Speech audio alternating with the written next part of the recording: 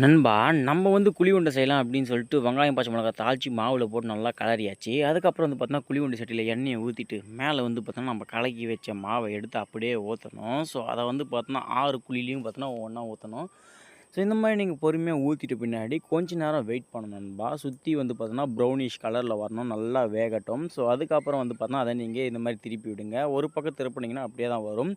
So, நீங்க லைட்டா press பண்ணாலே போதும். ஸோ, இந்த மாரி வந்துரும். நீங்க கையிலேயே கூட புடிச்சு திருப்பிக்கலாம். ஓகேங்களா? So, right. ஸோ, இந்த மாரி மொத்தமே நீங்க திருப்பி விட்டுருங்க. திருப்பி விட்ட பின்னாடி அதே மாரி அகைன் பார்த்தீங்கன்னா, கீழ ஃபுல்லா ப்ரௌனிஷா வரும்.